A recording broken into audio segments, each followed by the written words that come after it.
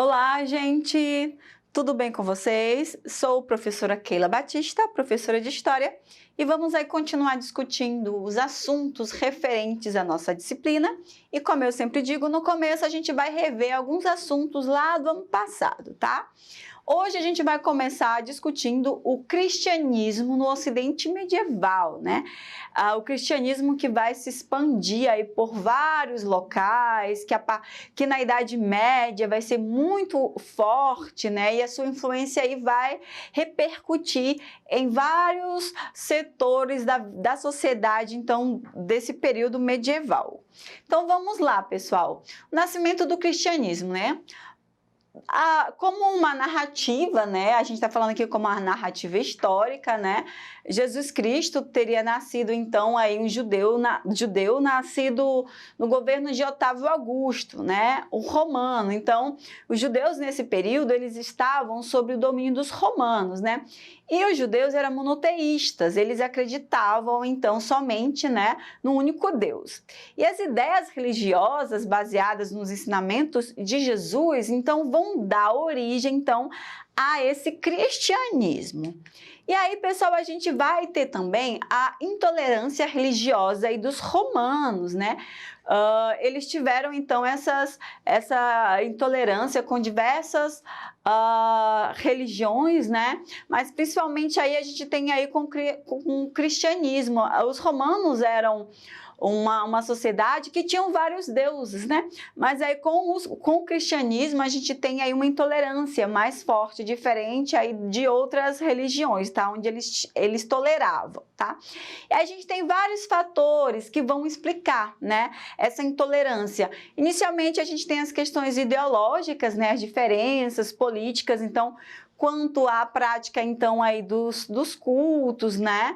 Essas práticas religiosas, a gente tem aí a questão do culto secreto, os praticantes, né, do cristianismo eram vistos como bruxos, né, os diferentes, falta de conhecimento e reconhecimento aí da figura do imperador, né? Porque o imperador, ele representava também, né, um poder divino, né, uma extensão do poder de Deus na Terra. Então, as pessoas aí adeptas ao cristianismo, elas não reconheciam o imperador de fato como um Deus, né? E também aí, pessoal, ameaça a segurança do Estado romano, por conta aí o quê? Do aumento, né, dos adeptos a essa religião, né? Ela começou a aumentar secretamente, mas ela aumentava muito. Então, os romanos, então, não vinham com bons olhos, né? E aí a gente tem o cristianismo, né, em 248 depois de Cristo, a gente tem aí 10% da população romana sendo cristã, né? E isso vai fazer com que essas pessoas, elas começam a ser perseguidas, né? Então, a gente tem aí a clássica história das pessoas que eram adeptas, né, ao cristianismo. Elas serviam como diversão aí em espetáculos, né? Como aí a gente tem no Coliseu, onde eles eram jogados nas arenas, né, para lutar um contra o outro, contra feras, né, famintas, aí contra leões, né? E aí a gente tem, então, toda essa história. E, de fato, algumas pessoas, elas conseguiam sair dessa situação de perigo com esses leões, né? Então, alguma coisa sobrenatural, ela foi sendo explicada, né? Uma coisa mesmo para essas pessoas conseguirem resistir a essa situação.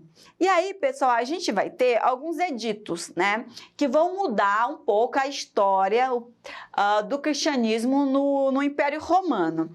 A gente vai ter o Edito de Milão, ele vai ser assinado por Constantino, que a partir daí ele vai dizer que as pessoas podem professar a fé, né, que a partir daí o Estado, né, o Império vai ficar numa figura como se fosse neutra, né, que não vai mais haver perseguição aí. E aí os judeus, eles vão receber algumas terras que eles perderam e eles vão começar, né, a processar a sua fé de forma pública, tá?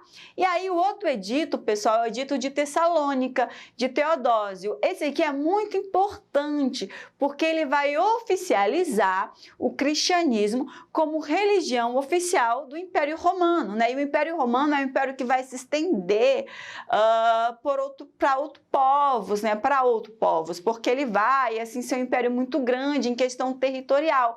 Então, o cristianismo também ele vai seguindo toda essa expansão, tá, pessoal?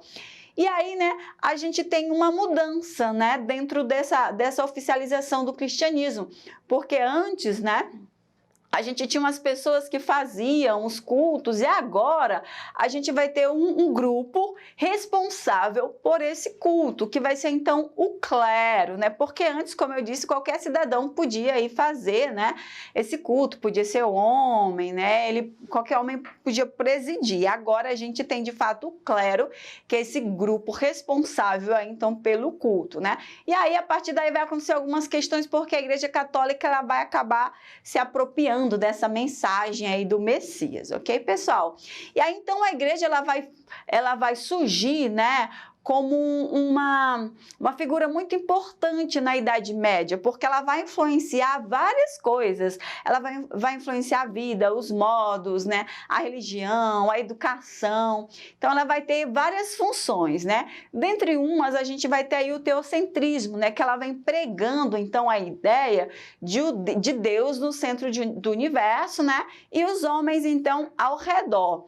Ela vem trazendo também a Convenção dos Bárbaros, né? A sua integração com os romanos e o controle espiritual da população. Ela vai começar a exercer, então, esse controle e vai também manter a organização econômica e social, né, que lhes era favorável. Então, a igreja aqui ela vai se tornar uma instituição muito rica, né? Porque a gente vai ter todas as indulgências, todas as questões, a igreja vai ter muitas terras, então ela vai ser favorável a uma organização econômica e social, né? Que vai, então, de fato, lhe oferecer alguma coisa.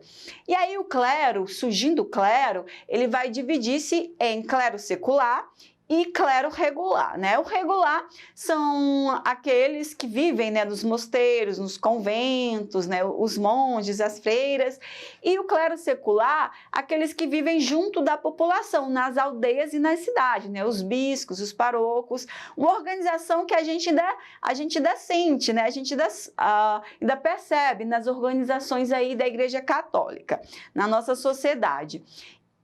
Pessoal, então nós vamos ter aí uma sociedade trinitária, tá? O que seria isso? A gente tem aí uma sociedade que a gente tem o clero, a nobreza e os servos. A gente não tem aí o rei porque o rei, né, tá acima então do clero. E o clero, ele vai influenciar tanto a nobreza como os servos, principalmente aí, pessoal, os servos, né, que vão ter uma vida muito difícil, com tantas, com dízimo, com taxas, com questões aí que eles vão ceder à igreja, tá? E aí, então, a gente tem, né, a igreja, como eu disse para vocês, dominando aí o cenário religioso, tanto o religioso como o econômico e o político. A partir daí, então, a gente tem a junção, né, desses poderes, né? Então, ela é detentora aí do poder espiritual, né? A igreja influenciava o modo de pensar, a psicologia, as formas de comportamento aí durante a Idade Média, o direito canônico, a filosofia, né, como a escolástica, né, a patrística, que são ideias assim que a igreja utilizava, né, o conhecimento racional também misturado aí com as questões religiosas, né, para legitimar também esse poder, tá, pessoal? E a igreja também tinha grande poder econômico, como eu disse para vocês, possuía terras em grande quantidades e até mesmo servos trabalhando. Então, assim, era uma instituição muito forte, né? E a igreja também era uma instituição que ela tinha uma ação, né?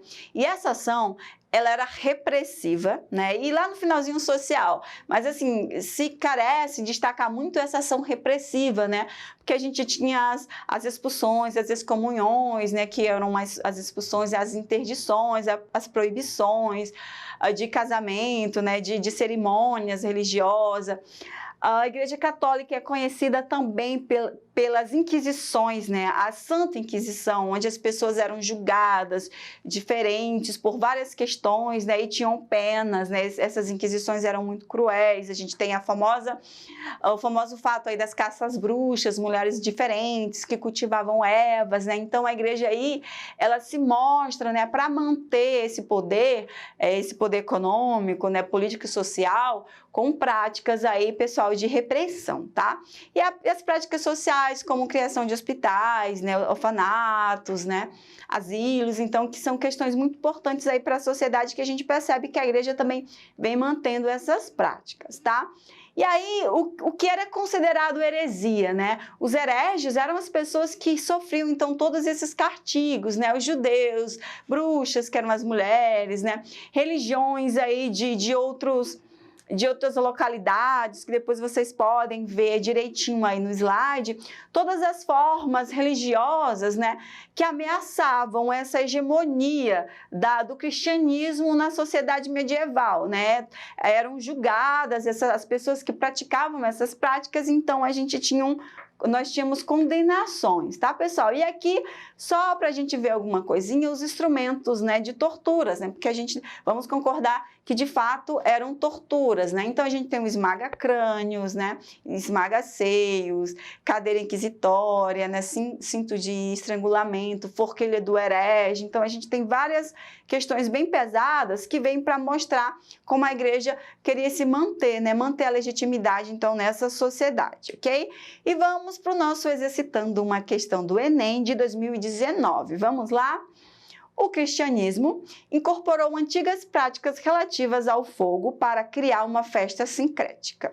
A igreja retornou à distância de 6 meses entre os nascimentos de Jesus Cristo e João Batista e instituiu a data de comemoração a este último, de tal maneira que as festas de solstício de verão europeu, né, com suas tradicionais fogueiras, se tornaram fogueiras de São João.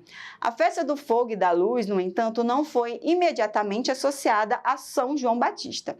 Na Baixa Idade Média, algumas práticas tradicionais da festa, como banhos, danças e cantos, foram perseguidas por monges e bispos. A partir do Concílio de Trento, a igreja resolveu adotar celebrações em torno do fogo e associá-las à doutrina cristã.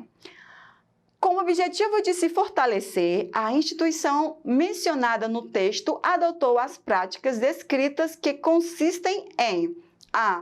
Promoção de atos ecumênicos, b. Fomento de orientação bíblicas, c. Apropriação de cerimônias seculares, d. Retomada de ensinamentos apostólicos e e. Ressignificação de rituais fundamentalistas. E aí, pessoal, qual a nossa alternativa correta? Temos aí, então, a alternativa C, a apropriação de cerimônias seculares, né? Cerimônias que não eram, então, religiosas, tá bom, pessoal? E isso também se dá em torno do que a gente vai chamar também depois de contra-reformas, né? A Igreja Católica, percebendo aí que está perdendo fiéis, ela acaba tendo uma mudança aí em questões de dogmas e práticas e tudo mais, ok? Pessoal, então não esqueçam de acessar a nossa plataforma e até a nossa próxima aula. Tchau!